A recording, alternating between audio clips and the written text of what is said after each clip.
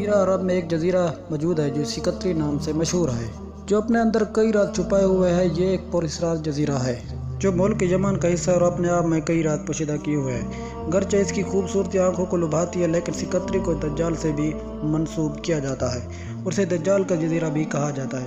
Jazbi T V کی video میں ایک بار پھر سے خوش آمدید۔ دجال وہ کردار ہے جس کا ذکر ہمارے نبی صلی اللہ علیہ وسلم نے کئی حدیثوں میں کیا ہے اور اسے حضرت آدم علیہ السلام سے لے کر قیامت تک کا سب سے بدترین فتنہ قرار دیا گیا ہے۔ عالم اسلام کے لیے دجال کا ظہور انتہائی مشکل ترین اور فتنہ انگیز ہوگا۔ دجال شیطانی قوتوں کا حامل ہوگا اور دنیاوی طاقت سے مالا مال ہوگا اور ان کے ذریعے دنیا میں تباہی مسلط کرے گا۔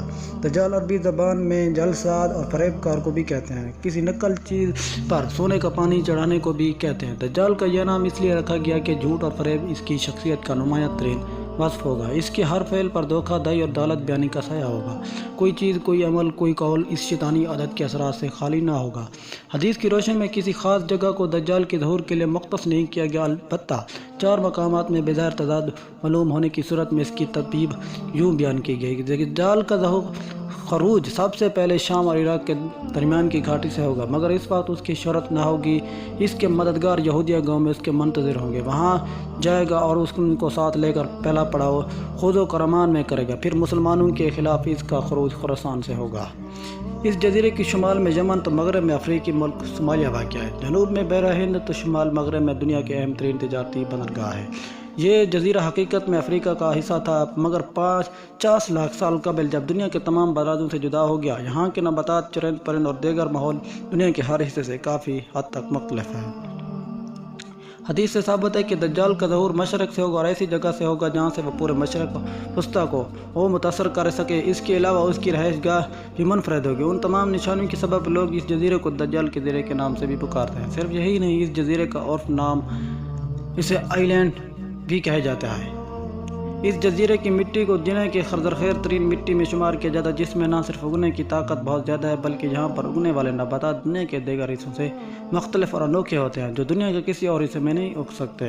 اس جزیرے میں ایک خاص قسم کا درخت پایا جاتا ہے جسے ڈریگن برڈ ٹری کہا جاتا ہے۔ مقامی لوگ اس درخت کو تمل الخوائن کے نام سے بھی پکارتے ہیں، جس کا مطلب 2 بھائیوں کے خون والا درخت۔ اس درخت کے تنے سے خون کے رنگ کا ایک رس نکلتا ہے جسے دیکھ کر ایسا محسوس ہوتا ہے جیسے درخت سے خون بہہ رہا ہو۔ اس درخت سے خون نما نکلنے والے اس گوند کو ماضی میں مختلف کاموں کے لیے مقصد سمجھ کر استعمال کیا جاتا تھا اور حالیہ دور میں بھی اس کا استعمال کاسمیٹک اور مختلف ادویات میں کیا جاتا ہے۔ اس جزیرے میں ایک اور انوکھا پودا جو پایا جاتا ہے جسے بوٹل ٹری کہتے ہیں۔ اس کے تنا نیچے والے حصے میں بوتل کی طرح چوڑا ہوتا ہے جبکہ اوپر جاتے جاتے یہ پتلا اور نازک ہو جاتا ہے۔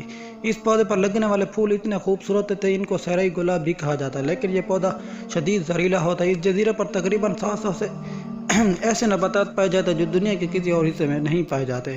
جزیرے میں بیک وقت صحرا، ساحل، پہاڑ اور غار موجود ہیں۔ اس جزیرے میں ایک جانب سفید مٹی کے ساحل موجود ہیں تو دوسری جانب اسے مختصر جزیرے میں 1500 میٹر بلند پہاڑ بھی موجود ہیں۔ یہاں ایسے غاریں موجود ہیں جن میں قدیم دور کے انسانوں کی نشانیات موجود ہیں جو ثابت کرتے ہیں کہ جزیرہ روز اول سے انسانوں کا مسکن رہا ہے۔ جزیرہ بہت سی شاندار شکل والی وادیوں سے بھی بھرا ہوا ہے جس میں صاف ندیاں سفید ریت کے ساحلوں کے وسیع حصوں تک بنتی ہیں۔